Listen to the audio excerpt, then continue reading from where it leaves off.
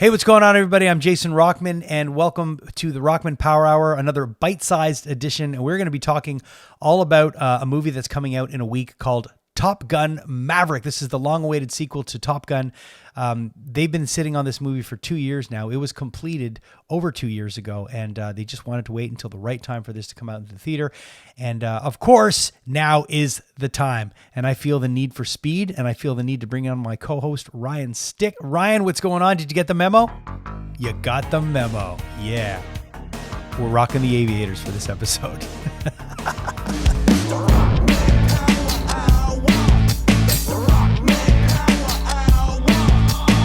I am looking so forward to the world sharing in the joy that we've had for a few weeks. Yes. So we got to, so Ryan and I got to see Top Gun Maverick, thanks to the good folks at Paramount, quite a while ago. We've been sitting on this for, I think it's been 3 weeks now. We saw it 3 weeks ago, probably, right? 3 long secret-keeping weeks, Jason. I don't know how you do this. I feel like I'm losing my hair keeping all these secrets. Well, that's probably why I don't have any hair, because I've had to keep a lot of secrets over the years. But it was absolutely a privilege to be able to see this before everyone.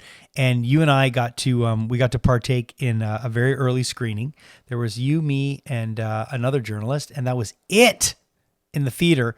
And we got to experience Top Gun over 3 weeks ago. And man, what a movie. Yeah. I told my friend Dave, I messaged him knowing that it's coming out soon. And I said, see this on the biggest, loudest screen you possibly can. Like, this is a cinematic experience. And if everybody just tries to pirate this online and watch it on an iPad expecting the same amount of joy, no, they're not. I mean, this is a movie that was made for the cinema. Like, movies are magic, movie theaters are magic, and people should be seeing this in its proper form. I could not agree more. And, the biggest compliment I could pay this film is that when I was watching it, I felt like a little kid again. I got emotional. I teared up a little bit. You giggled like one too. I was just so happy because the movie was just phenomenal. It was so well done. And you can't ever count Tom Cruise out, because the guy is one of the biggest stars in Hollywood, and he's a bankable movie star. And this movie is going to break records. I'm telling you right now, this is going to be the movie that's going to get everyone back to the cinemas. Now, granted, Spider-Man did really, really well. Doctor Strange has done really, really well. These films are doing well, but Top Gun is going to shatter records. And I think what's so overwhelmingly different about Top Gun is that it's not a franchise. It's a sequel. And it's a sequel that's coming 35 years later. It's not something that is part of this massive story arc. It's the sequel to a movie you've been waiting to hear and to see for years. And you're finally going to be able to see it. So not only do you have the anticipation factor, you have a really, really good movie that I think stands up right next to the previous one, if not almost supersedes it, which is crazy to say because the original Top Gun's, it's pop culture canon. It's like, it's right up there, man. So I'm really impressed. I was really, really impressed with the film. But let's before we go too far, let's thank, of course, our sponsors, Heartbeat Hot Sauce. We got a chance to meet up with the Heartbeat Hot Sauce guys who were in Montreal a little while back. And Ryan is rocking one of their really nice long sleeves, which you can get on their website as well. And newly added now, if you go over to heartbeathotsauce.com and you put in the code Rockman20, it's right below here, Rockman20. If you put that code in, you will get 20% off your entire sauce order.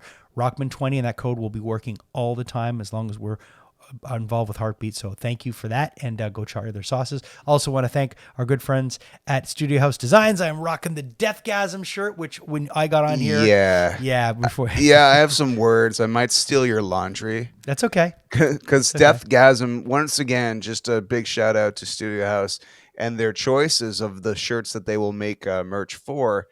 It's, they'll take the odd little movie that deserves all the love in the world, but usually doesn't get it, and then they'll highlight that, and that's what I love about Studio House. And Deathgasm is a great example of that. Anybody who likes your heavy metal and your horror, check out Deathgasm. 100%. We're here to talk about Top Gun, Jason. Yes. And what's Maverick without a whole cast of characters flying the skies with him, right? Absolutely, and of course, with the new Top Gun movie, we're seeing Maverick coming back a little different than he was in the first film. He's not necessarily the young hotshot. Now he's the old hotshot, and he has been brought to Top Gun to teach this new group of up and coming fighter pilots. And I don't want to give anything away, but we did get a chance to chat with two of those fighter pilots. We've got Danny Ramirez and Jay Ellis that are joining us today on the Rockman Power Hour Bite Size Edition. So check out our conversation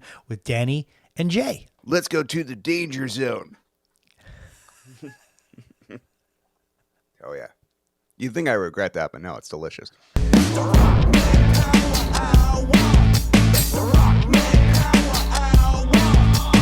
So guys, I got to see this movie probably about 2 weeks ago. I'm one of these guys that saw Top Gun when I was 15 years old in the theater. I'm like the OG.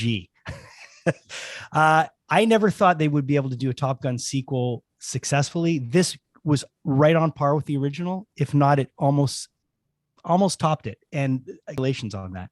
Thank you. Thank you, man. I'm sensing that you want to clearly say it topped it, but Especially you're holding on.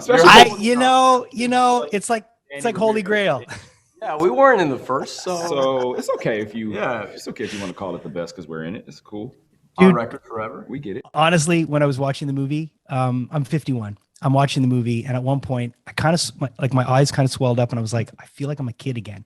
And to me, that is the best thing that can happen in a movie. It's this amazing thing to be able to Tom talks about how it just wasn't the right time. It took him 30 something years to get to a place of being ready to make the movie, partially because of technology, partially because of story. And then obviously we had the pandemic, and this is a community experience. Like, it is meant for people to be in a space together and high five each other and wipe snot together. And that is what this film is meant to do. And it's so great that we're now getting to experience that, and that you had that feeling. And it, like you said, it's an event that's meant to be shared together. And the fact that, they sat on this for almost 2 years, understandable now after seeing it in the theater. I have I have young kids. They're older now, but when I started pushing them on the swing, I got on the swing and they started pushing me at one point. I couldn't even go up anymore. I was getting nauseous. I don't know how you guys can do that stuff that you're doing I mean, I can't go on a roller coaster anymore. I'm done. I can't go upside down. It's over for me. How did you guys survive this training, and how did you survive filming in the air? We survived because of Tom. Tom, as an aviator, as an amazing pilot, he knew exactly what our bodies were going to go through. So the entire training program he set up for us was intensely detailed in regards to the progressions. So we started off in a Cessna for a couple, maybe 5 or 6 hours, graduated pretty quickly to the extra 300, which I think is like a go-kart with wings. It's a small little plane that is just used for stunts and unreal aerial maneuvers. And I think that was the most important part for me, to build up our G tolerance, because we were able to peak out at 9 Gs on that plane, which is nuts. So we were able to do a lot of 8G pulls consecutively in flights, and then finally getting to the L-39, which is a different type of jet, before finally being allowed in the backseat of an F-18, which just was without the progression, we would have been done for. Yeah, I mean, if the extra is like a go-kart with wings, flying an F-18 is like being strapped to a rocket. It is absolutely wild. But Danny's right. It's this training program that helped us get there. And Tom was so kind and gracious and attentive to it. We would send these progress reports about how our flights went daily. And you would daily hear back from Tom. If you were I would like to get an extra few flights, you would get a text message or an email or a phone call that you were getting extra flights in because Tom read your progress report. He was very, very engaged and in it with us the whole time. I can't wait for the world to see this movie. I thoroughly enjoyed it, and continued success. Thanks for taking the time today. Thank you. Thank you. That Kendrick song, it's great. Yeah, we're about to. We're gonna the moment we have a break. those seem like cool dudes. You'd Yeah. think they're cool, like rocking an F-18, but just in general, impressed together. There's a real camaraderie between the two of them, and in the film, they're partners. You know, Yeah. they fly together. Yeah. And you could really see that on screen and now in real life. I actually really like that. I like the fact you got this interview because I'm like, hey, movie special effects. Nobody even really punches anybody. They were in the jets. And I know. train. Like, I know, what the hell? I know. And sometimes I forget that. I'm like, everything's CGI. Nothing's real. It's like this movie is old school in a sense that it's like, hey, it's the 80s. Old school, right? Top Gun. But no, it's old school in attempt in literal aviation of filmmaking. It's like, even in soundtrack and everything, it feels like it belongs. It's an extension. I didn't realize it's like waking up with 3 extra arms and you're really happy you have them. Yes. Instead of saying, oh my God, these extra arms, is like, no, awesome. Arm time. Yeah, it's great. No, it's everything about this film works. Both Danny and Jay are really cool, and you could tell they're excited to be a part of this. Everybody that is a part of the new Top Gun movie seems excited to be a part of it because they know it's something special. So looking forward to the world seeing Top Gun Maverick. You have to go check it out. You really, really do. It is the movie you need to see in the theaters. As much as I say that about a lot of the Marvel stuff and a lot of the, the big budget films, Top Gun needs to be seen in the theater. Big shout out to the Forum. Like they really they renovated. We thought we stepped in Narnia. Like we went downstairs and there's this fancy lounge and this VIP section, and they really classed that place up. But we saw it in IMAX too, and really glad we did. Yeah. In fact, I kind of wish that we weren't the only 3 or 4 people in the cinema, giggling like little kids, because I can imagine a large audience with a collective enthusiasm all together makes you really feel that kinetic energy that made like Avengers Endgame so special when Cap first catches Mormir and stuff. I'm definitely going back to see this with the kids and in a full theater, you have to. So I also just wanted to say thank you to Paramount for giving us that opportunity. Thank you for giving us Danny Ramirez and Jay Ellis, and congratulations to everyone involved with Top Gun Maverick. It is a absolute knock out of the park hit.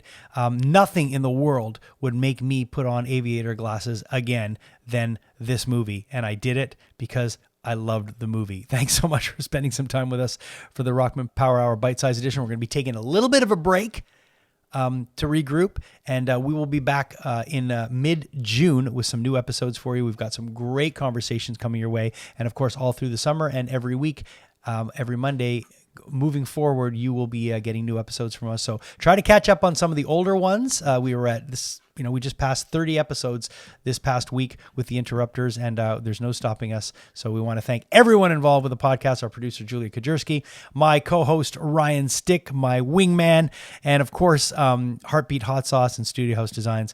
And we will see you next time on the Rockman Power Hour. You can't keep doing that. You are going to get an ulcer.